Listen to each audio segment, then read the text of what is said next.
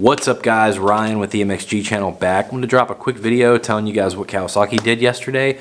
Apparently someone decided to really put an emphasis into giving shorter riders options, because they announced seven new bikes yesterday. Nothing that was reinventing the wheel, just different options of what they already had. Models they currently already had. So a couple of them were Ninjas. Won't really talk about those. The KX450 SR, I'm going to go into that in a separate video here in a minute. But let's start with the KLR 650. Excuse me. We know Kawasaki completely revamped their KLR 650 this year. You know, pretty much the same thing, just fuel injected with a little bit of a different look. And yeah, apparently someone at Kawasaki decided these shorter riders needed options, because the KLR 650 is the first of several bikes that got an S model. Don't know what S stands for. I can only guess it must stand for short, because it seems like the bike's pretty much the same, except the seat height is like 2 inches shorter. So yeah, a shorter KLR 650. You vertically challenged, people will absolutely love it. So I could kind of expect that with a large, heavy dual sport like the KLR 650.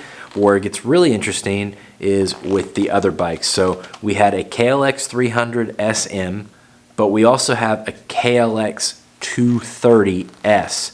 That's right, a shortened version of the KLX 230, I believe by about 2 inches, which is really substantial.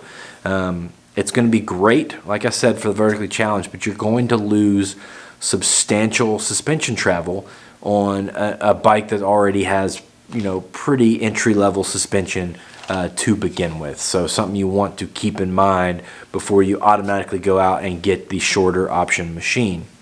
So we now, I believe that gives us a KLX 230, a KLX 230R, a KLX 230S, and then there's another KLX 230 now as well that has upgraded handlebars. It has a skid plate. It has hand guards and some special graphics too. So first I'd just like to say that I think what Kawi is doing is awesome. I think they're taking a note out of the KTM book and giving riders options.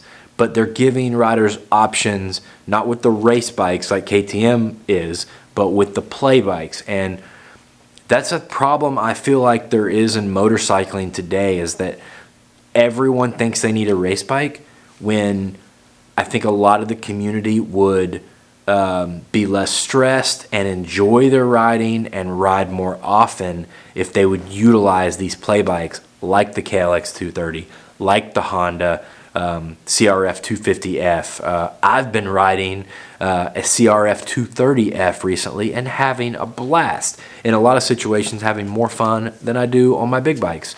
So props to Kawi for giving us so many different, you know, you can get a KLX 230 with a headlight, you can get it without a headlight. You can, I mean, I believe the 230S and the regular 230 come with mirrors and everything you need to make that thing street legal.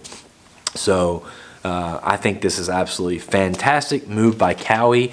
However, Kawi, if you're listening, we want an adventure bike. We want something like the Yamaha Tenere 700.